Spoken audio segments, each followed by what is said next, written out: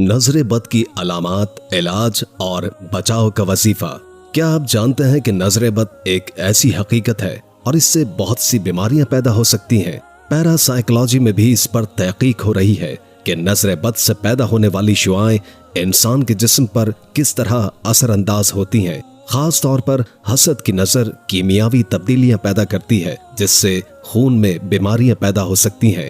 حضرت ام سلمہ رضی اللہ تعالی عنہما سے روایت ہے کہ رسول کریم صلی اللہ علیہ وآلہ وسلم نے ایک لڑکی کے چہرے پر کالے پیلے نشان دیکھ کر فرمایا کہ اسے نظر بد لگ گئی ہے، اس پر دم کرو۔ حضرت جابر رضی اللہ تعالی عنہ کہتے ہیں کہ آپ صلی اللہ علیہ وآلہ وسلم نے آل حجیم کو سانپ کے ڈسنے کی وجہ سے دم کرنے کی اجازت دی۔ حضرت اسما بنت امیس رضی اللہ تعالی عنہ سے جب آپ صلی اللہ علیہ وآلہ وسلم نے پوچھا کہ میرے بھتیجے کمزور کیوں ہیں، انہوں نے جواب دیا کہ انہیں نظر بد بہت جلد لگ جاتی ہے۔ آپ صلی اللہ علیہ وآلہ وسلم نے فرمایا ان پر دم کیا کرو۔ حضرت عائشہ صدیقہ رضی اللہ تعالی عنہما کہتی ہیں کہ رسول کریم صلی اللہ علیہ وآلہ وسلم نظر بد کی وجہ سے دم کرنے کا حکم دیتے تھے۔ حضرت انس رضی اللہ تعالی عنہ کہتے ہیں کہ آپ صلی اللہ علیہ وآلہ وسلم نے نظر بد اور بچھو وغیرہ کے ڈسنے سے اور پھوڑے پر بھی دم کرنے کی اجازت دی۔ نبی کریم صلی اللہ علیہ وآلہ وسلم نے فرمایا کہ نظر بد حق ہے اور تقدیر میں کوئی چیز سبقت لے جاتی تو وہ نظر بد ہے۔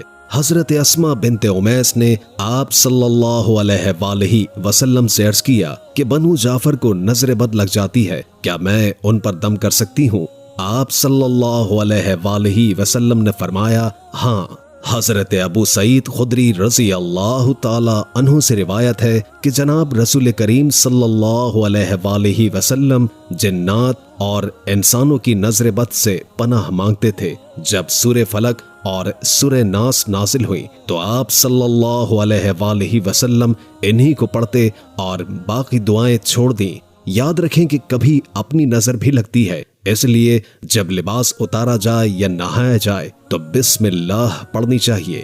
حضرت ابو امامہ رضی اللہ تعالی عنہ کہتے ہیں کہ ان کے والد سہل بن حنیف نے غسل کا ارادہ کیا اور جب قمیض اتاری تو عامر بن ربیعہ ان کی طرف دیکھ رہے تھے۔ ان کا رنگ انتہائی سفید اور جلد بہت خوبصورت تھی۔ عامر نے دیکھتے ہی کہا کہ میں نے آج تک اتنی خوبصورت جلد کسی کنواری لڑکی کی بھی نہیں دیکھی۔ یہ کہتے ہی سہل کو شدید بخار ہو گیا۔ نبی کریم صلی اللہ علیہ وآلہ وسلم کو جب یہ واقعہ بتایا گیا اور آپ صلی اللہ علیہ وآلہ وسلم نے عامر بن ربیعہ سے فرمایا تم میں سے ایک کیوں اپنے بھائی کو قتل کرتا ہے؟ کیا تم بارک اللہ نہیں کہہ سکتے تھے؟ پھر عامر نے غسل کیا اور اس کا پانی سہل پر پیچھے سے بہایا گیا اور سہل فوراً ٹھیک ہو گئے۔ حضرت عائشہ صدیقہ رضی اللہ تعالی عنہما کہتی ہیں کہ جس کسی شخص کو نظر بد لگتی اسی کو اسی طرح غسل کروایا جاتا۔ کبھی کبھی یہ نہیں پتا چلتا کہ نظر کس کی لگی ہے۔ ایسی صورت میں مریض کے سر پر ہاتھ رکھ کر یہ دعا پڑھی جائے: بسم اللہ ارقیک من کل شیء یؤذیک من شر کل نفس او عین حاسد اللہ یشفیک بسم اللہ ارقیک، یعنی اللہ کے نام سے تجھے دم کرتا ہوں ہر اس چیز سے جو تجھے تکلیف دے، ہر نفس یا حسد کرنے والی آنکھ کے شر سے اللہ تجھے شفا دے، اللہ کے نام سے تجھے دم کرتا ہوں۔ حضرت ابو سعید خدری رضی اللہ تعالی عنہ سے روایت ہے کہ رسول کریم صلی اللہ علیہ وآلہ وسلم جنات اور انسانوں کی نظر بد سے پناہ مانگتے تھے۔ جب سورہ فلق اور سورہ ناس نازل ہوئی تو آپ صلی اللہ علیہ وآلہ وسلم نے انہی کو پڑھنا شروع کر دیا اور باقی دعائیں ترک کر دیں۔ اسی طرح ایک اور حدیث میں آتا ہے کہ نظر بد انسان کو موت تک اور اونٹ کو ہنڈیا تک پہنچا دیتی ہے۔ حضرت عائشہ صدیقہ رضی اللہ تعالی عنہما کہتی ہیں کہ رسول اللہ صلی اللہ علیہ وآلہ وسلم نے فرمایا کہ نظر بد حق ہے اور اگر تقدیر پر کوئی چیز اثر انداز ہو سکتی تو وہ نظر بد ہے۔ اور آپ صلی اللہ علیہ وآلہ وسلم نے فرمایا کہ نظر بد سے اللہ کی پناہ مانگو، کیونکہ نظر بد کا لگنا حق ہے۔ حضرت اسماء بنت امیس نے نبی کریم صلی اللہ علیہ وآلہ وسلم سے عرض کی کہ بنو جعفر کو نظر لگ جاتی ہے، کیا میں ان پر دم کر سکتی ہوں؟ آپ نے فرمایا ہاں۔ بعض لوگ یہ سمجھتے ہیں کہ نظر بد کا کوئی وجود نہیں ہے اور یہ محض توہم پرستی ہے، لیکن حقیقت یہ ہے کہ نظر بد کا وجود حق ہے اور یہ انسان پر اثر انداز ہوتی ہے۔ اللہ تعالیٰ نے جسموں اور روحوں میں مختلف طاقتیں اور تاثیرات رکھی ہیں، اور حسد کرنے والے انسان کی روح عام طور پر اس شخص کو تکلیف پہنچاتی ہے جس سے حسد کیا جاتا ہے۔ اس لیے اللہ تعالیٰ نے حسد کرنے والے کے شر سے پناہ مانگنے کا حکم دیا ہے۔ یاد رکھیں کہ کبھی کبھار اپنی نظر بھی لگ جاتی ہے، خود کو بھی نظر بد لگ سکتی ہے۔ اسی طرح جب لباس اتارا جاتا ہے یا نہایا جاتا ہے تو بسم اللہ پڑھنی چاہیے اور دعا مانگنی چاہیے کہ اللہ ہمیں نظر بد سے محفوظ رکھے۔ اس کے علاوہ بیت الخلاء میں داخل ہونے سے پہلے بھی دعا پڑھنی چاہیے، کیونکہ جنات اور خبیث روحیں گندی جگہوں پر ہوتی ہیں۔ خلاصہ یہ ہے کہ نظر بد کا وجود ایک حقیقت ہے اور اس کے اثرات سے بچنے کے لیے ہمیں اللہ تعالیٰ کی پناہ طلب کرنی چاہیے۔